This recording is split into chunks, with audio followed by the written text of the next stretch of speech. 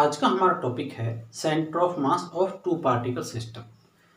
इस टॉपिक को कराने से पहले मैं आपको बताऊंगा centre of mass. Centre of mass का कॉन्सेप्ट मैं आपको समझाऊंगा पहले कि होता क्या है। ठीक है, तो मैं हूं रविकांत और आप हैं मेरे साथ मेरे चैनल फिजिक्स एजुकेट पर। तो देखते हैं क्या होता है सेंटर ऑफ मास। सबसे पहले मैं बात करता हूं centre of mass. Centre of मास ये क्या होता है? सेंटर ऑफ मास क्या होता है भाई? सपोज करो हमारे पास कोई रॉड है, ठीक है, इस तरह की रॉड है हमारे पास और इसकी लेंथ है L। इसकी लेंथ क्या है? L है। तो हम सेंटर कहाँ मान लेते हैं इसका? सेंटर ऑफ मास मतलब मिडिल मान लेते हैं, सेंटर मान लेते हैं, क्योंकि ये यूनिफॉर्म है, यूनिफॉर्मली मास है ये।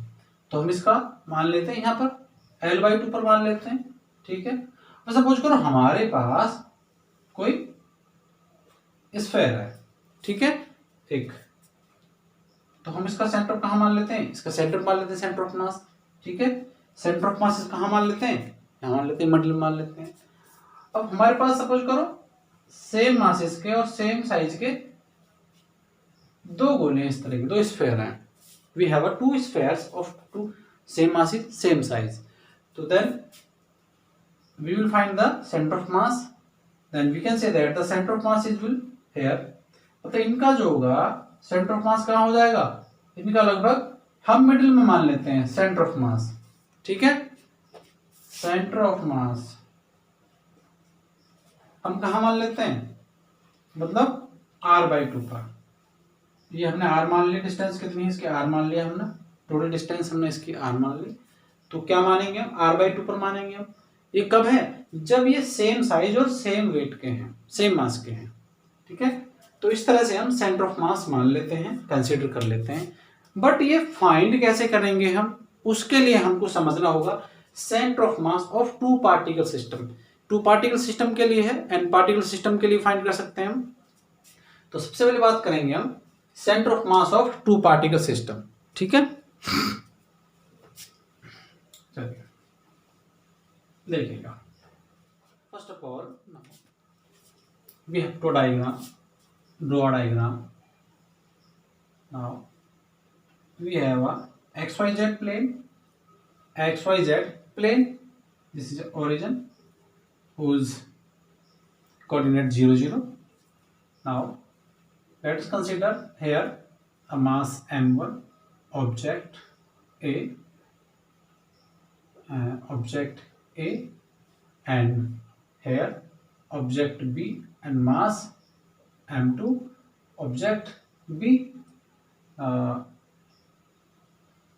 position vector r1 of mass m1 particle and position vector r2 of mass m2 particle.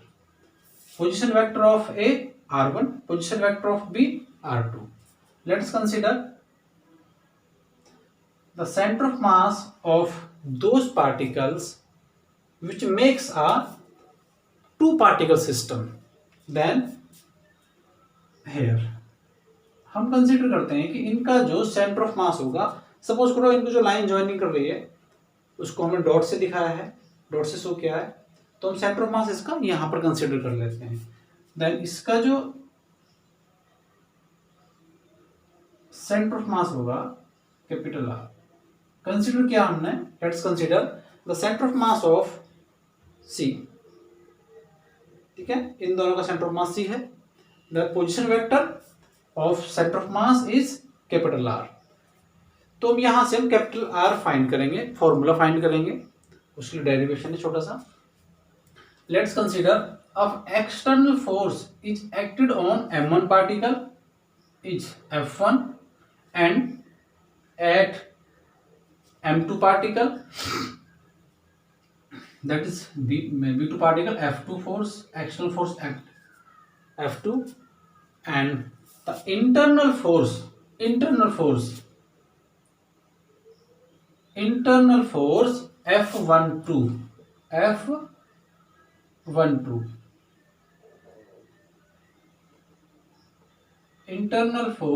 F12। ये क्या है? इंटरनल फोर्स है F12 due on M1 due to M2। once again I repeat, internal force F12 is on M1 due to M2.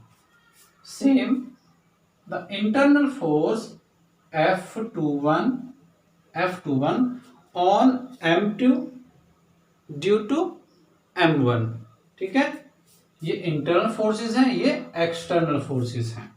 Okay, वैसे show किया है मैंने इस तरह से, जैसे इंटरनल फोर्स, ये इंटरनल फोर्सेस हैं, ये एक्सटर्नल फोर्सेस हैं. Now here, now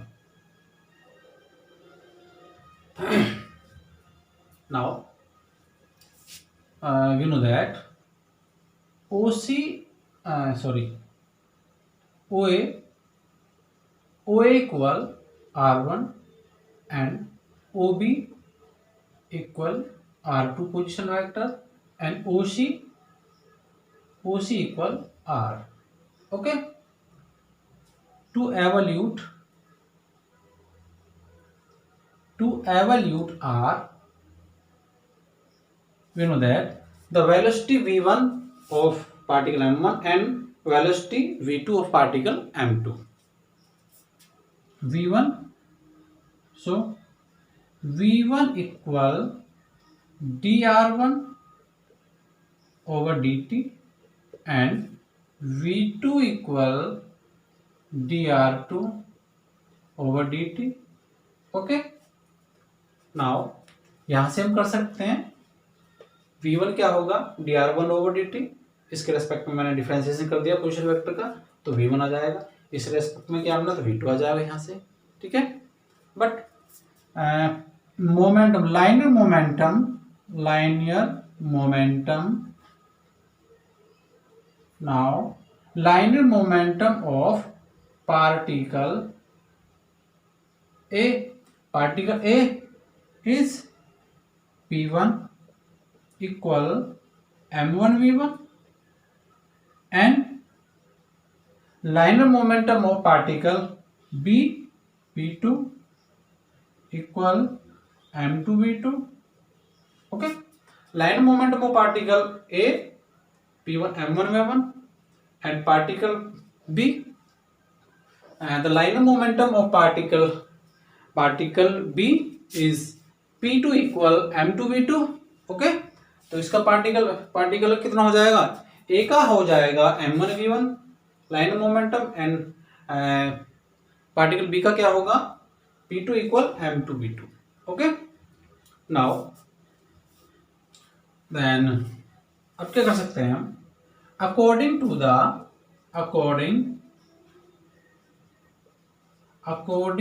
the Newton's second law of motion,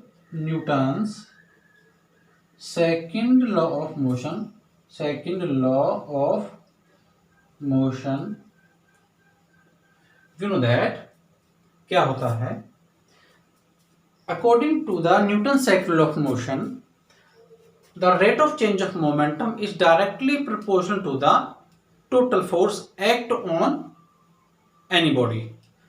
अब यहां से देखिएगा, इस पर जो एक्ट है फोर्स F1 और F12 है और मोमेंटम क्या है इसके लिए P1 है. सो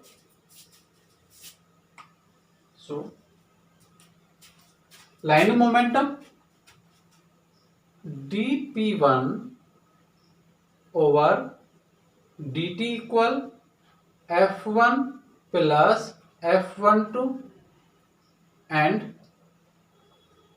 ये पार्टिकल 4A किसके लिए है, ये पार्टिकल A के लिए है and dP2 over dt equal F2 plus, देखिएगा फोर्स और फोर्स क्या होते हैं, ये क्या है वेक्टर क्वांटिटी, चाहे तो अपनी वेक्टर लगा सकते हैं चाहे तो नहीं, मैंने लगाया नहीं, आप लगा लेना. ओके बच्चों, प्लस F21, यहां पर F21 है और F2 है, ये किसके लिए है 4B, पार्टिकल B के लिए है. ओके, ठीक है, ये पार्टिकल A के लिए है, ये पार्टिकल B के लिए है. Now total change in momentum for a system, ये सिस्टम बनना है टू पार्टिकल्स के लिए. तो अब क्या करेंगे हम, total momentum, rate of momentum क्या होगा, टोटल फोर्स के बराबर होगा। क्या कर सकते हैं नाउ, टोटल सिस्टम के लिए क्या कर सकते हैं, for a system, for a system, for a system क्या कर सकते हैं हम, ऐड कर दीजिए इनको, adding this D over D T, D over D T, okay, P1 plus D over D T P2 equal F1 plus F12 plus F2 plus F21, okay. और करके क्या कर सकते हैं, डी ओवर डी टी, देखिएगा P1 की value क्या है, M1V1, M1V1 upon D T plus P2 की value D over D T M2V2, okay.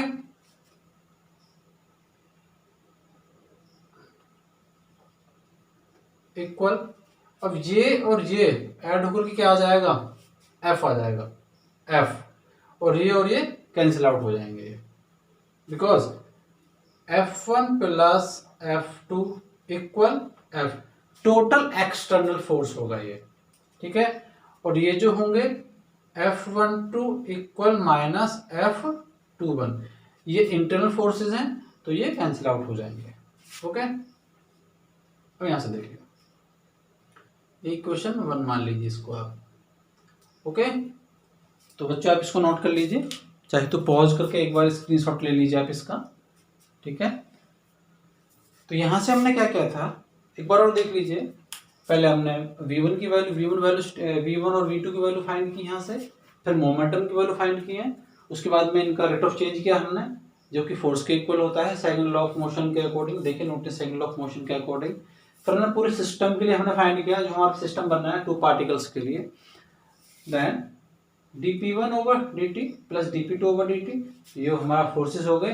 F1 and F2 will be equal to a total external force for a system, and F12 equal minus F21, जो कि internal forces हैं, cancel out हो जाएंगे, ये एक दूसरे के अपोजिट हैं, okay. Now from equation 1, now from equation 1,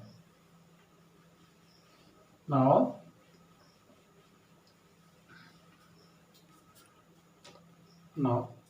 from equation 1, now from 1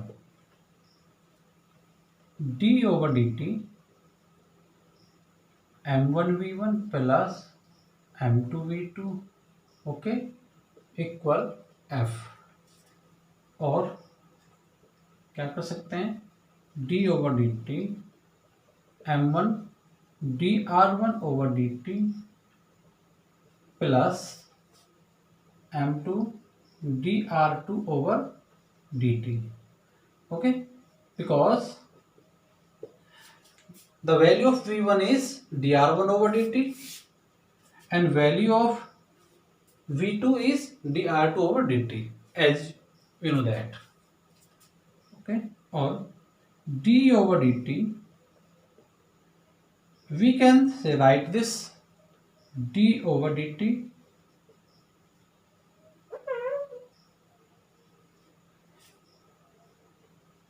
m1r1 plus m2r2 equal f, okay. ये क्या हो जाएगा, डबल डिफरेंशिएशन है, उसको हम कैसे लिख सकते हैं, we can write this as d2 over dt square m1r1 plus m2r2 equal force, okay. Now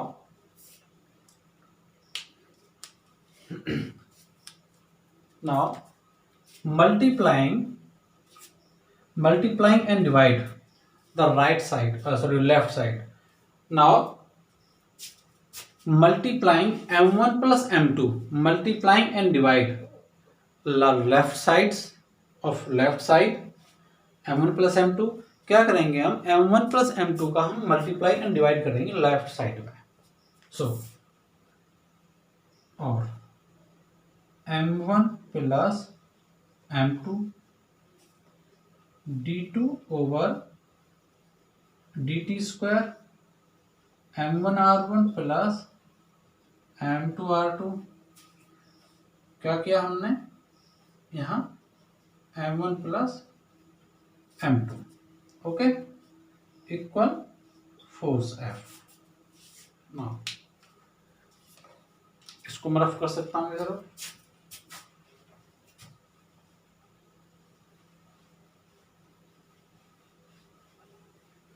ठीक है। क्या कर सकते हैं आप, यहां से देखिएगा, let us consider this is a equation second, let the equation this second, okay, we can write this equation as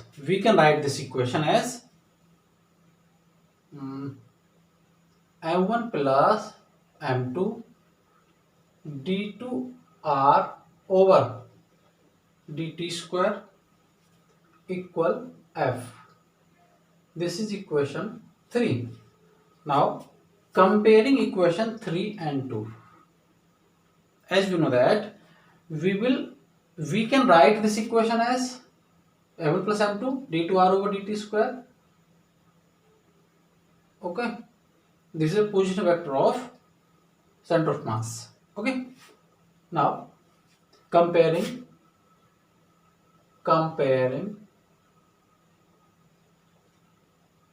equation 2 and 3, we get equation 2 and 3, then R equal m1 r1 plus m2 r2, okay, upon m1 plus m2. This is the center of mass of two particle system. This is center of mass, this is a formula of center of mass of two particle system, okay. If we consider that the center of mass of two particle system is at origin, if once again if the center of mass of a two particle system is at origin, so R equal, if R equal 0, then from above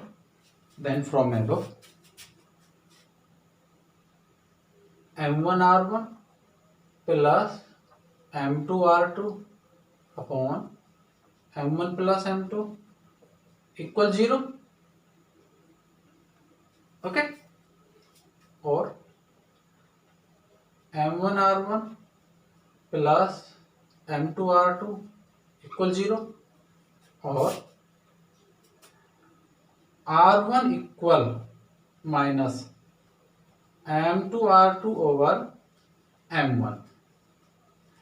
We will find here the value of r1 and value of r2, okay. From here we will find the value of position vector of particle A and position vector of particle B by this formula. When at this condition, at which condition? When the center of mass of the system of particle is at origin, okay, then R is equal to 0, then we will find the formula for position vector r1 and position vector r2, okay. Another, if the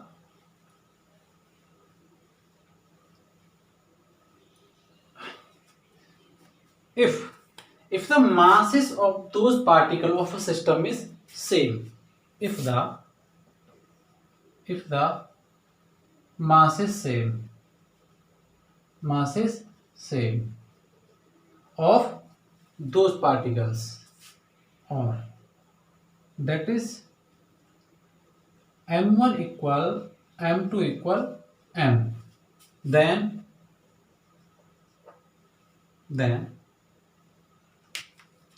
from this formula, okay, R equal,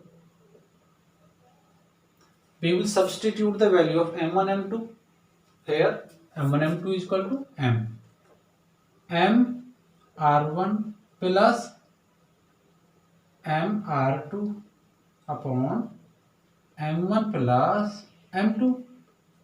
Sorry, the value of m1 m2, that is m plus m, r equal m r1 plus r2 upon 2m. Cancel out m to m. So r equal r1 plus r2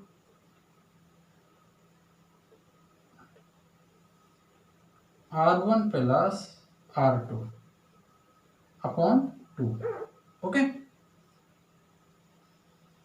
This is the formula of position vector of center of mass. In this condition, in which condition?